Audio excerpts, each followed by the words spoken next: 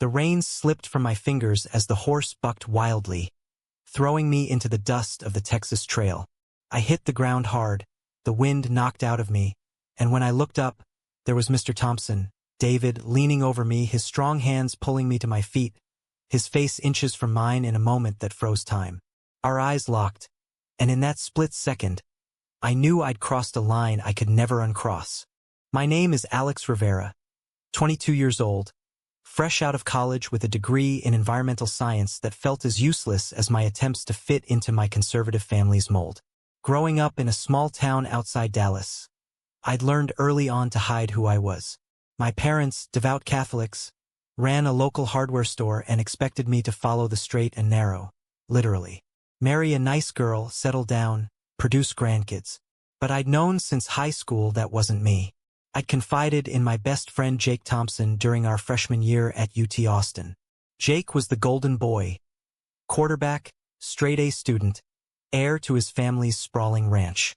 He took my coming out in stride, slapping me on the back and saying, "Man, love who you love. Just don't hit on me." We laughed it off, but it bonded us deeper. That summer after graduation, Jake invited me to the ranch for a week. "Come on, Alex. You need to unplug. Dad's got the horses ready, and Mom's cooking up a storm." I agreed, needing the escape from my parents nagging about job hunts and blind dates. The Thompson Ranch was a slice of Americana. Rolling hills, red barns, cattle grazing under endless blue skies. Mrs. Thompson, warm and welcoming, hugged me like a son. But it was David Thompson who caught my eye from the start. At 48, he was ruggedly handsome, tall, broad-shouldered, with salt and pepper hair and piercing blue eyes that seemed to see right through you. He ran the ranch with quiet authority, a man of few words but deep convictions. On the second day, Jake got called into town for some emergency with his girlfriend. "Take Alex out on the trails, Dad," he said casually over breakfast. "Show him the backcountry." David nodded, his gaze flicking to me. "You up for it, son?" I swallowed hard, nodding. We saddled up 2 horses. Mine a gentle mare named Daisy, his a sturdy stallion called Ranger. As we rode out, the sun beat down, and the air smelled of earth and wildflowers. David pointed out landmarks. The old oak where he proposed to his wife, the creek where Jake learned to fish. His voice was low, gravelly, drawing me in. We stopped at a overlook, dismounting to let the horses drink. "Beautiful out here," I said, trying to fill the silence. David leaned against a rock, arms crossed. "Yeah, clears the head." He looked at me then, really looked. "Jake tells me you're struggling with your folks." I shrugged, surprised. "They don't get me. Want me to be someone I'm not." He nodded slowly.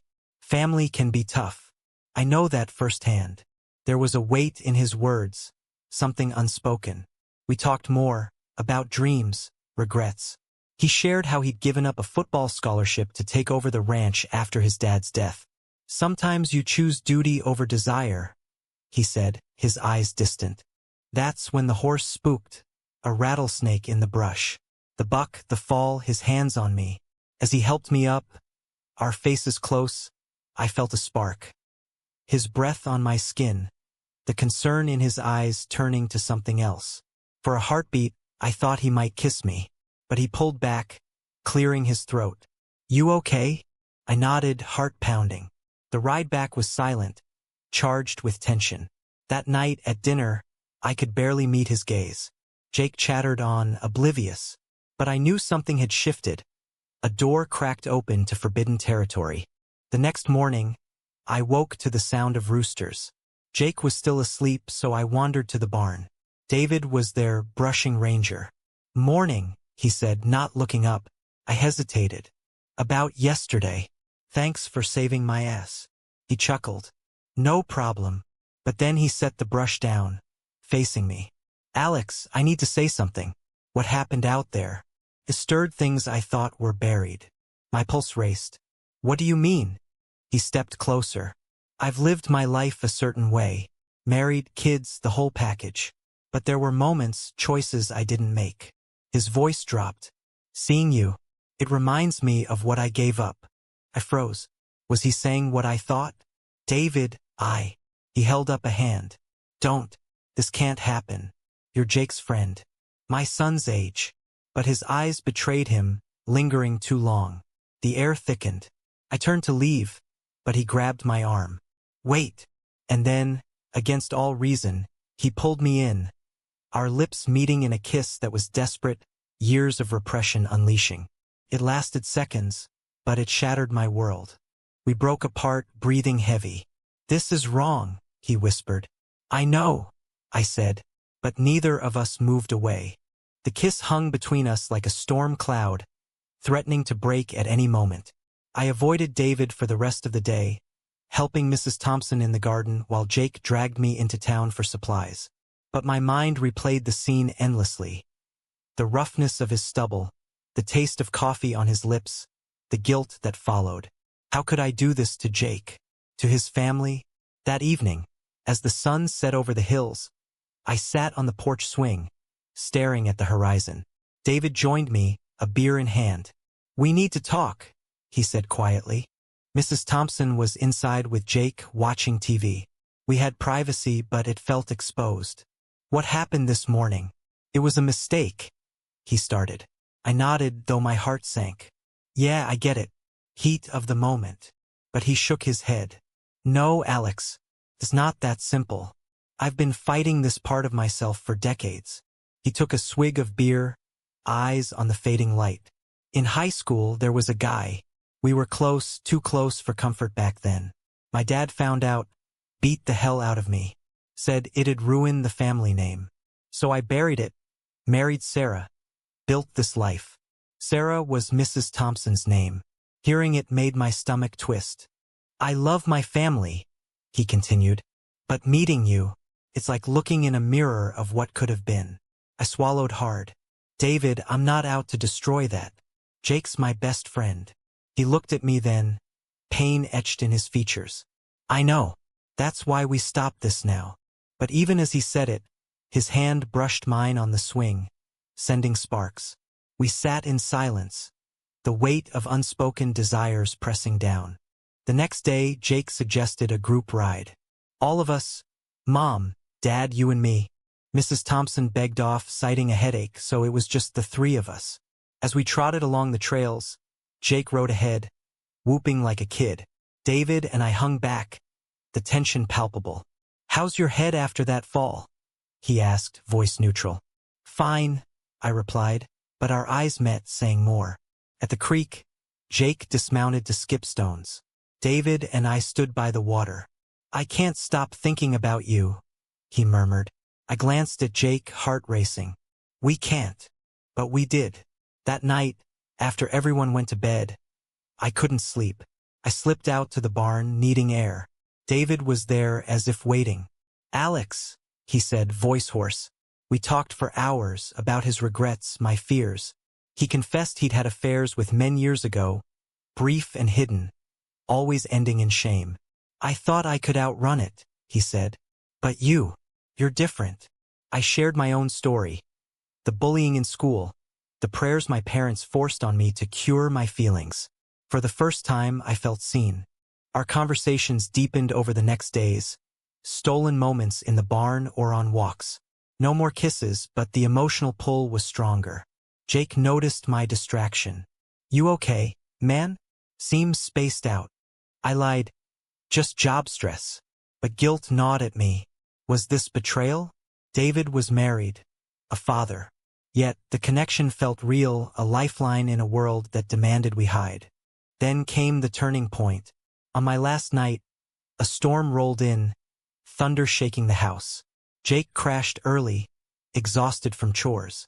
I found David in his study, poring over ranch accounts. Can't sleep?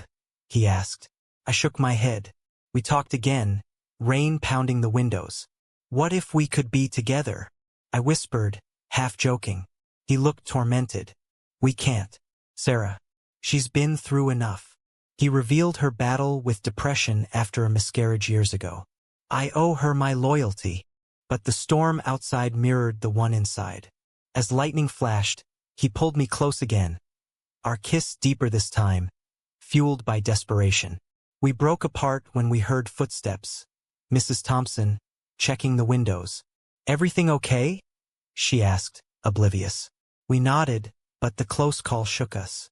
Leaving the next morning was agony. Jake hugged me goodbye. "Come back soon, bro." David shook my hand, his grip lingering. "Take care, Alex." In his eyes, a promise or a plea.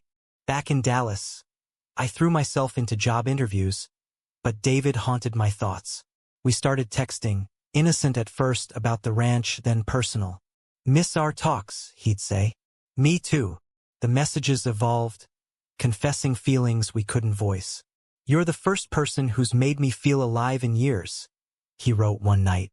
I replied, "Same here," but the secrecy ate at me. What about Jake? His family? Weeks turned to months. I landed a job at an environmental nonprofit, but my heart wasn't in it. David visited Dallas on business, meeting me in hidden cafes. Our encounters were chaste, hugs, deep conversations, but the longing grew. "I love you," he said one afternoon in a park. Words that both thrilled and terrified me. Love? Was this love or destruction in disguise? The confession changed everything.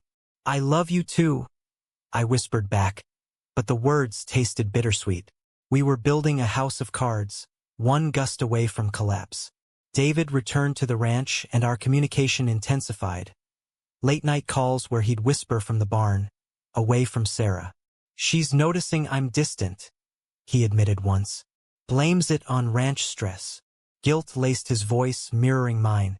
Jake called me regularly, updating on life. "Dad's been weird lately. Moody." I feigned ignorance, hating the lie. Society's pressures loomed large. In Texas, being gay wasn't the death sentence it once was, but in our circles, conservative, rural, it carried stigma. My parents still pushed setups with nice girls from church.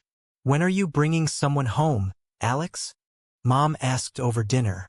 I dodged, but the strain showed. Friends noticed too. At a bar with college buddies, one joked, "You seeing anyone?" I shook my head, thinking of David. The first crack appeared when Jake visited Dallas. We grabbed beers, reminiscing. "Hey man, you seem happy lately. Got a secret girlfriend?" He grinned. I laughed it off, but inside, panic. What if he found out? That night I called David. "We have to be careful." He agreed, but the pull was too strong. Months later, David confided a secret. He'd been seeing a therapist in secret, dealing with his identity. "It's helping, but it's hard." I encouraged him, but it highlighted the moral quagmire. Was I enabling an affair? Destroying a marriage? Sarah deserved better. Yet, David's stories of his suppressed life broke my heart. "I married her because it was expected," he said. "I do care for her, but it's not passion."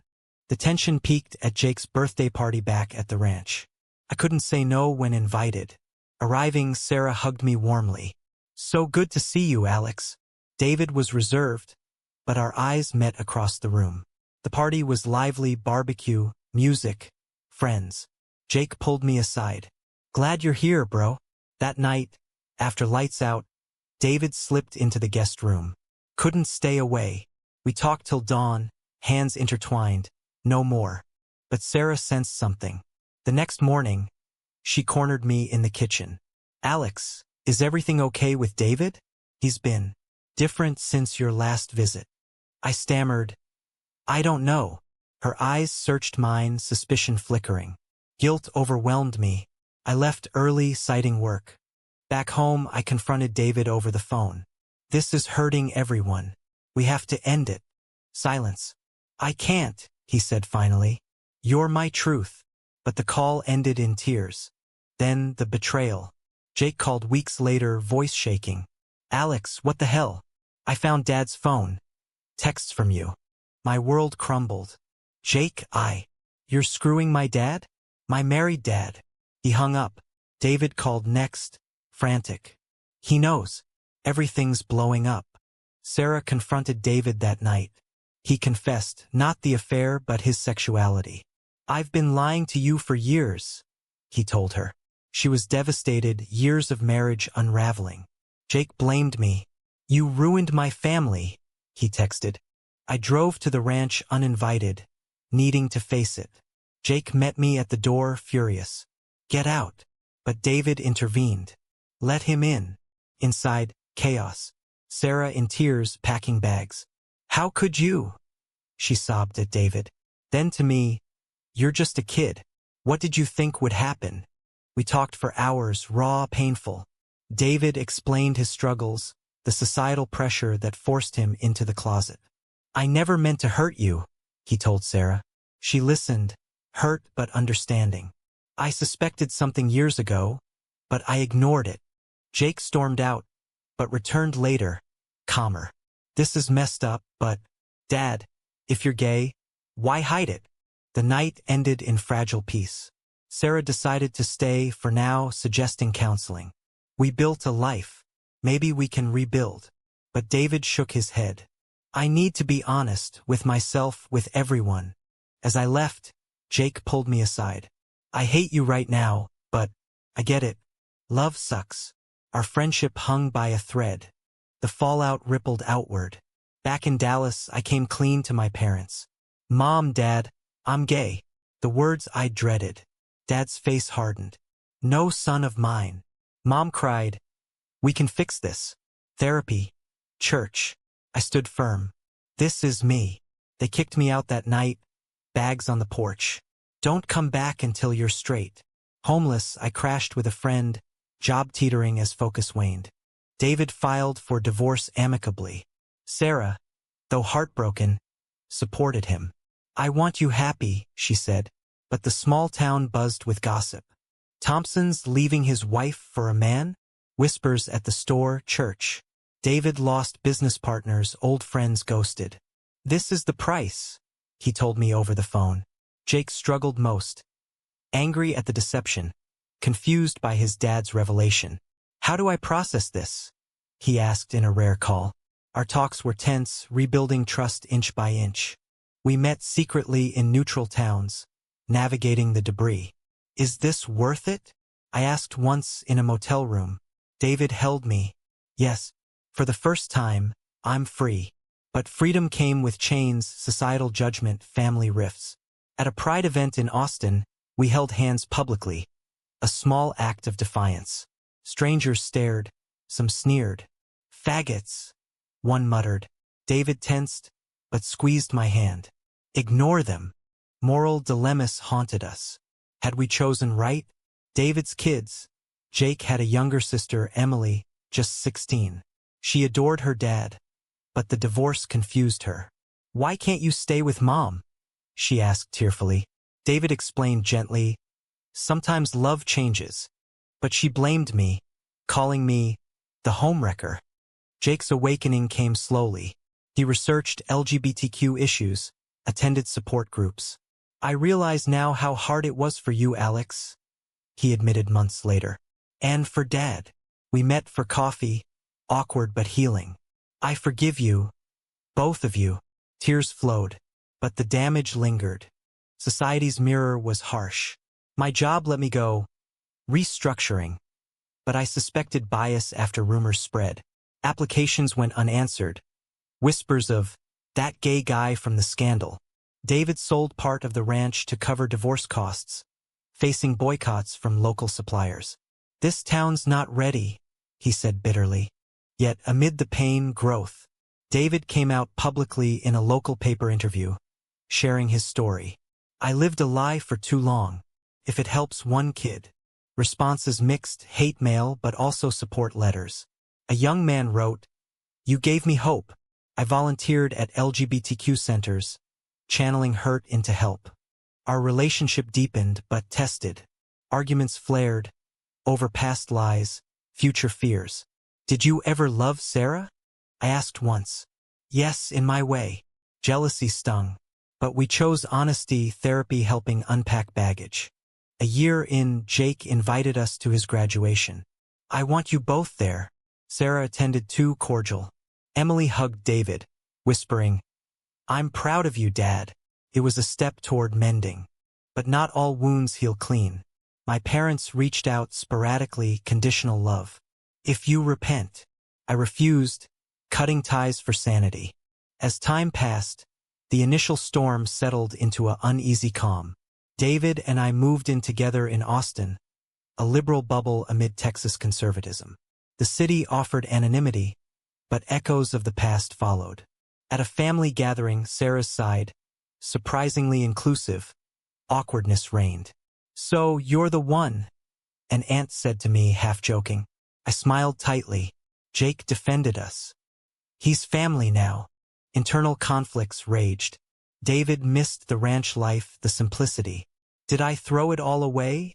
He'd muse at night. I'd reassure, but doubt crept in. Was our love built on ruins? Moral quandaries persisted. Friends debated our story. Some called it romantic, others selfish. "You broke a home," one said. I defended, "We broke chains." Society's evolution was slow. Anti-gay bills in the legislature reminded us of fragility. We marched in protests, voices joining thousands. "Love is love," chants echoed, but personal tolls mounted. David's health suffered, stress-induced hypertension. "The price of authenticity," doctor said. Jake's journey inspired. He came out as an ally, starting a support group at his alma mater. "For kids like you were, Alex." Emily, influenced, questioned norms. "Why does it matter who you love?" she asked. But betrayals lingered. An old friend of David's leaked private emails to the press, twisting our story into scandal. Headlines: "Rancher leaves wife for son's friend." Paparazzi hounded, forcing us to relocate temporarily. "This is what we chose," David said, resolute. In quieter moments, we reflected on decisions. "Would you change anything?" I asked. He thought. "The pain, yes, but not us." Our bond strengthened through trials, a testament to resilience. Yet, awakening came with loss. Sarah remarried, happy but scarred. "You deserve joy," David told her at a co-parenting meeting. She nodded. "So do you." My reconciliation with parents faltered. A Christmas card arrived. "We pray for you." No more. I grieved the family I lost, but found new one in David, Jake, Emily. Highs and lows intertwined. Our first anniversary, a quiet dinner, toasts to survival. "To choices," David said, but shadows loomed. A health scare, David's heart palpitation, forced perspective. Life's short, no regrets. Years blurred, but the core conflicts endured. David and I built a life, adopted a dog, traveled, supported each other. But societal pressures never fully faded. At a wedding, Jake's, to a wonderful woman, we sat together, proud. Jake toasted, "To my dads." Both of them. Laughter, tears. Emily danced with us, acceptance blooming. Yet moral debates persisted internally. Did our happiness justify the pain inflicted? Sarah thrived in her new life, but admitted lingering hurt. "It shaped me," she said at a family event. Awakenings multiplied. David mentored closeted men, sharing his story. The cost is high, but freedom higher. I wrote a book, anonymized, about hidden loves. Reviews praised the rawness, sparking discussions. But the story's essence: choices, consequences. We faced backlash, online trolls, disownments, but also inspiration. A teen emailed, "Your story saved me from suicide." In the end, love prevailed, scarred but strong. We stood on a hill overlooking a new ranch, smaller, ours, watching the sunset. "Worth it?" David asked. I nodded. Every bit. Was it right to pursue personal truth at the expense of other stability? Or does societal progress demand such sacrifices?